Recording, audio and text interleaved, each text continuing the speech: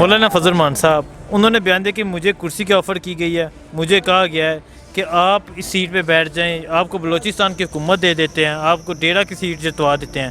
اس کے حوالے سے کیا کہتے ہیں, کہ ایسا پاسبل ہے کہ ایسا ہوا ہوگا؟ مولانا فضل الرحمان صاحب خواب دیکھ رہے تھے تو انہوں نے خواب میں اس طرح دیکھا, جب وہ آنکھ کھلی نا تو آگے چرپائی تھی, وہ کرسی نہیں تھی. اس طرح کے خواب دیکھنا کوئی جرم نہیں ہے. مولانا فضل الرحمان صاحب آپ خواب دیکھیں, اس سے بڑے بڑے خواب دیکھیں, صدر کے خواب دیکھیں, آپ وزیر اعظم بننے کے خواب دیکھیں. خواب دیکھنا کوئی جرم نہیں ہے, بہت بڑی بات ہوتی ہے. اور بڑا ملک چلانا بہت بڑی بات ہوتی ہے. یہ اپنا علاقہ نہیں سنبھال سکا, جس علاقے کا یمن تھا اس دفعہ اتنے برے طریقے سے ہرا اپنے علاقے سے. یہ کتنی بڑی شرمناک بات ہے. یہ پرائم منسٹر بننے کی باتیں کرتا ہے, لیکن خواب دیکھنا کوئی جرم نہیں ہے. مولوی صاحب آپ خواب دیکھیں, کوئی ایسی بات نہیں ہے. مولانا فضل الرحمان صاحب تو اس قسم کے خواب دیکھتے رہے ہیں. آج سے 2 سال پہلے انہوں نے خواب دیکھا تھا کہ حضرت آدم علیہ السلام کے ساتھ ان کی ملاقات ہوئی ہے اور دین کا ٹھیکہ ان کو سپرد کیا جانا تھا. لیکن یہ جب ان کو سیٹ نہیں ملی نا, اس بیچارے کو وابیلیاں آ رہی ہیں. آپ سمجھتے ہیں نا, شوق پڑ رہے ہیں اس بندے کو نا. شوق پڑنے کی وجہ سے کسی نہ کسی قسم کا اس کو الہام ہو جاتا ہے. اب اس کو الہام ہوا ہے کہ ہاں جی مجھے وزیر اعظم بنا دیا جائے گا, لیکن اس کو وزیر اعظم بنایا گیا ہے, اس کی سلامی دی گئی ہے. کس کی؟ اس کی اپنی فورس جو اس نے تیار کی ہے.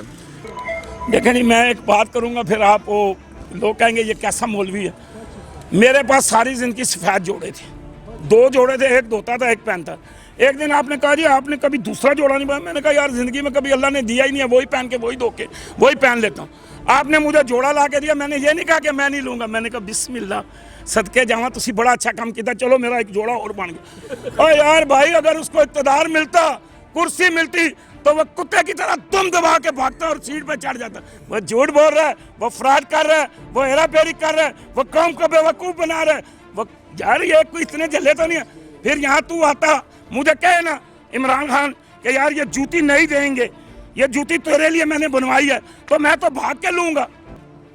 ہاں جی, یہ بکواس کرتے ہیں, جھوٹ بولتے ہیں, عالم ہو کے جھوٹ بولتے ہیں. یہ قوم کے ساتھ دھوکہ اور فراڈ یہ اپنے حلقے سے تو جیت نہیں سکتے. انہیں کس زمرے میں سیٹ دی جائے گی؟ انہیں عمران خان کیوں سیٹیں دے گا؟ عمران خان اس کو دے گا جو ملک کا وفادار ہے, جو ملک کے لیے کام کرتے ہیں. یہ لسی پیتے ہیں, 22 نمبر کمرے میں رہتے ہیں, یہ پروٹوکول لیتے ہیں, یہ پیپل پارٹی کے ساتھ چلے جاتے ہیں, یہ نون کے ساتھ چلے جاتے ہیں, یہ بے نظیر کے ساتھ یہ مشرف کے قدموں میں چلے جاتے ہیں. ان کا تو پتہ ہی نہیں, یہ پھسل جاتے ہیں, ان کا پاؤں پھسل کے آٹومیٹک ان کی طرف چلا جاتا ہے جو اقتدار میں ہوتے ہیں.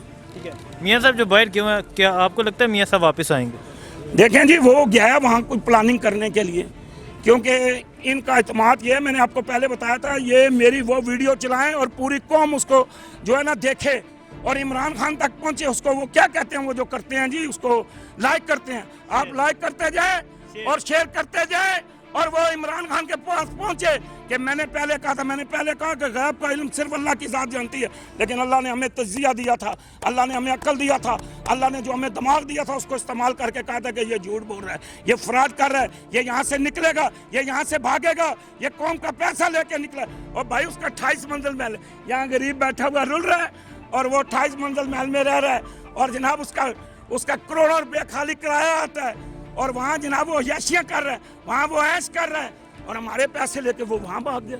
ٹھیک ہے, شکریہ. السلام علیکم. وعلیکم السلام. یہ آپ بتائیں, وزیر اعظم عمران خان صاحب نے یہ بیان دیا ہے کہ نواز شریف کی بیماری کی تحقیقات ہونا ضروری ہے, کیونکہ ہمیں کہا گیا کہ نواز شریف صاحب کسی بھی وقت فوت ہو سکتے ہیں, کسی بھی وقت مر سکتے ہیں, اتنی سخت بیماری ان کو لاحق ہے, لیکن یہ تو اچھے بھلے جا رہے ہیں. بسم اللہ الرحمن الرحیم. اچھا, اگر وہ یہ سب یہ باتیں کر رہے تھے کہ بھائی وہ یہ اس نے جو میڈیکل کی ٹیم بنائی تھی عمران خان نے, اس وقت ساری ٹیم سوئی ہوئی تھی, وہ سارے ڈاکٹر جو آئے تھے وہ سارے سوئے ہوئے تھے. پھر جو شوکت خانم سے ڈاکٹر آئے اس کی تحقیقات کرنے کے لیے, اس کو میڈیکل بورڈ بنا, وہ سارے سوئے ہوئے تھے, اس کو نہیں پتہ تھا اس وقت. جب عمران خان چلا گیا, نواز شریف یہاں سے گیا, اس ملک پاکستان کو چھوڑ دیا, اس کے بعد ابھی تحقیقات, ابھی کس چیز کی تحقیقات کرنی ہے, ابھی کس چیز کی تحقیقات کرنی ہے, ابھی تو تحقیقات کے لیے کچھ بھی نہیں ہے.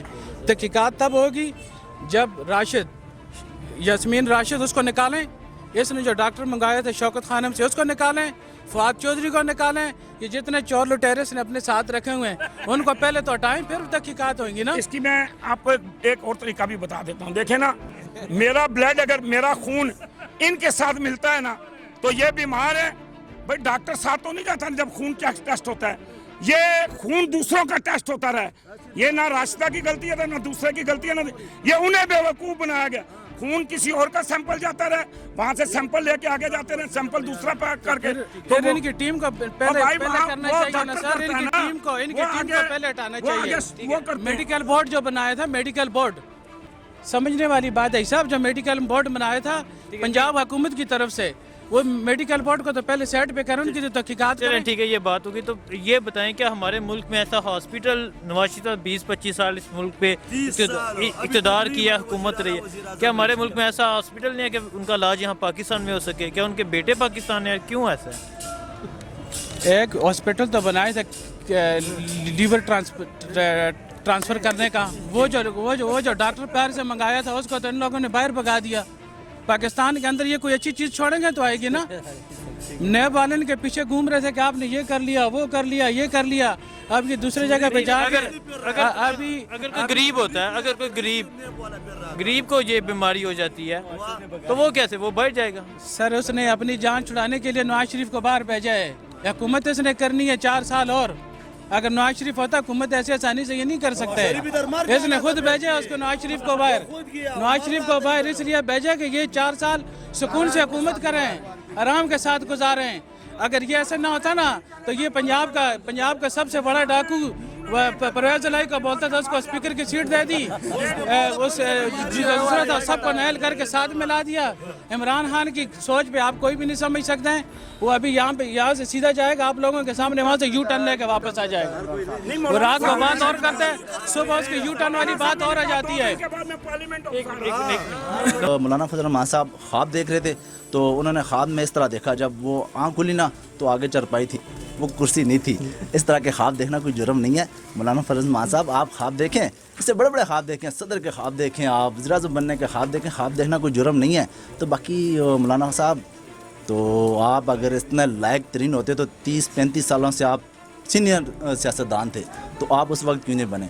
आपको एक छोटा सौदा दे देते हैं, चलें ये कश्मीर कमेटी का चेयरमैन रहा, ये फलाने इलाके का हमने इसको वज़ीर बना दिया, इसको बड़ा अहदा नहीं मिलता, ना ही इसको इतना बड़ा अहदा ये संभाल सकता है, क्योंकि इसके पास इतना सेंस ही नहीं है ना। प्राइम मिनिस्टर बनना ये बहुत बड़ी बात होती है, और बड़ा मुल्क चलाना बहुत बड़ी बात होती है। ये अपना इलाका नहीं संभाल सका, जिस इलाके का यमन था उस दफ़ा इतने बुरे तरीके से हरा अपने इलाके से, ये कितनी बड़ी शर्मनाक बात है। ये प्राइम मिनिस्टर बनने की बातें करता है, लेकिन ख्वाब देखना कोई जुर्म नहीं है। मौलवी साहब आप ख्वाब देखें, कोई ऐसी बात नहीं है। मौलाना फजल रहमान साहब उन्होंने बयान दिया कि मुझे कुर्सी की ऑफ़र की गई है, मुझे कहा गया है कि आप आ जाएं, सीट पे बैठ जाएं, बलूचिस्तान की हुकूमत आपको दे देते हैं, 1.5 से सीट आपको जितवा देते हैं। इसके हवाले से क्या कहते हैं? देखें जी, जैसे मौलाना फजल रहमान मार्च करने के लिए निकला, इनके वज़ीरों ने डेली बयान, रात को और बयान होता था और दिन को और बयान होता था, शाम को और प्रेस कॉन्फ्रेंस होती थी और सुबह और प्रेस कॉन्फ्रेंस होती थी। और उस सारी प्रेस कॉन्फ्रेंस से यही लगता है कि ये मौलाना फजल रहमान को ऑफर इन लोगों ने की होगी। मौलाना फजल रहमान सीनियर सियासतदान है।